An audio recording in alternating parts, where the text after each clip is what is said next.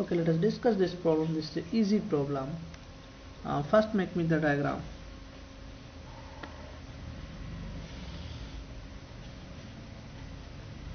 So there is a horizontal surface and there is a vertical surface. Two blocks are attached by a spring. So this is block 1 and now there is a spring.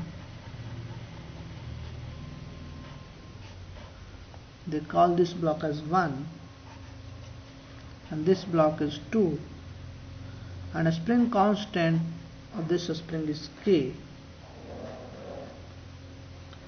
Now the bars of mass is M1 and M2, so mass of this block is M1 and mass of this block is M2.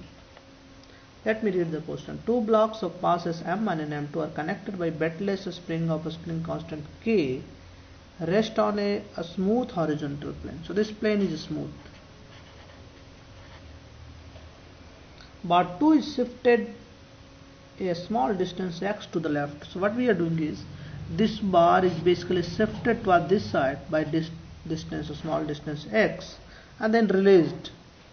Find the velocity of center of mass of the system after bar 1 breaks the ball. So what we have to find is, we have to find what is the velocity of center of mass of system when block 1 loses the contact with the vertical wall. So block 1 loses the contact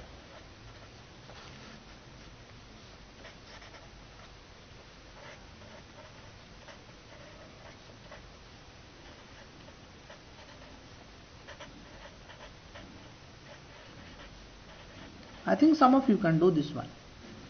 Now let us see this initial situation, what will happen. So let us first analyze the situation and then we will discuss what will happen here. So we have the initial situation will be this. Now if this is compressed by distance x, it will look something like this. So your spring, so initially it was here. Now this block has been shifted by a small distance x. You're getting? And now after shifting, one loses the, just leaves this block. What will happen now? Once you leave this force, what will happen? This block will have a tendency to go this side. Everybody knows. So after some time, this block will reach here. So it is coming this side with some velocity v. Are you getting? When it reaches to the original position, so after some time it will reaches to the original position. So this is the original position. So now the block will reach to the original position. So this block has reached to the original position.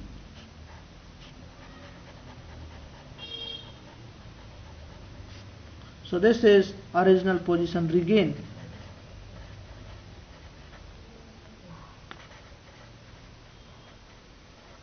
Are you getting? After this time, at this point of time, a spring will have original length. So there is no force acting. So this will have no deceleration. Initially you see, this will have, so this block has a tendency to go this side, but this block will have this spring will try to push this side. So there is a deceleration of this block. So velocity of this block will decrease slowly.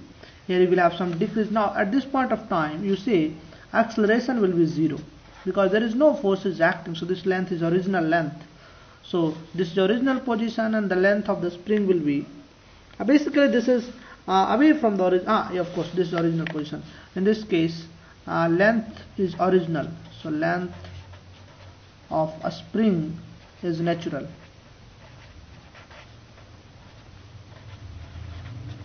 So length of the spring is natural.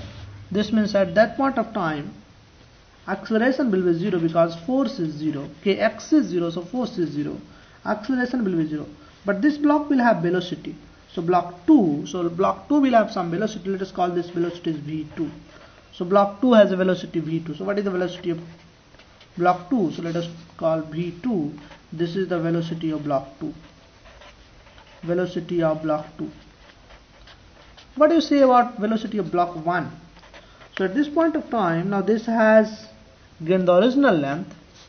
Now this block still has some velocity, this will go this side, but now this will try to expand, but at the same time this will be try to pull this side because there is no horizontal force that is acting.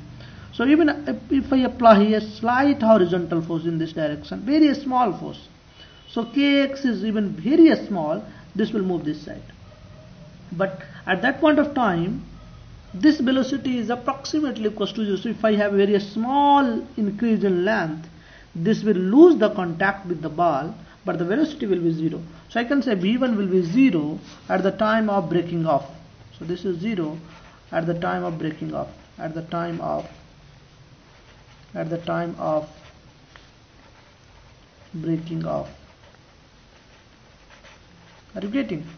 Now we can solve for V2 using the energy conservation. Initial energy we have in this situation after the compression, there is half kx squared, there is a potential energy, and that has been converted into kinetic energy. At this point of time there is original length, so no potential energy is stored in the spring, so half m1 v1 square plus half m2 v2 square, and v2 is, this is just breaks off, so v1 is 0. So I can write 2 goes out, kx square is equals to v1 is 0. So this is simply m2 v2 square. So v2 will be, this is under root k by m2 into x. Are you getting or not? So this is the velocity, under root k by m2 into x. Now you have to find the velocity of center of mass. Everybody knows now. So velocity of center of mass is given by, basically I don't need the next page, it's small. Now velocity of center of mass is given by m1 v1 plus m2 v2 divided by m1 plus m2. So if I plug the value of m1 v1, so let us say v1 is 0, so velocity of center of mass will be given as, you see, check your copy, velocity of center of mass will be given by 0 plus m2. What is the value of v2? v2 is under root k by m2 into x. So this is under root k by m2 into x. This divided by m1 plus m2. So velocity of center of mass will be, this is m2 under root m2, because this m2 goes out, under root k you will have m1 plus m2 into x. So this is the center of mass velocity. Simple one. So see, in this problem there is nothing more important. One important point we have, when this block loses the contact, block 1 loses the contact with the vertical wall, at that point of time velocity of this will be approximately equals to 0. So kinetic energy of block 1 will be 0, and the spring will have a natural length, so a spring will have no potential energy. So total potential energy, that is initial, has been converted into kinetic energy of block 2. So from there you can find out the velocity of block 2, and once you know the velocity of block 2, you can find the center of mass velocity. We'll discuss the next problem.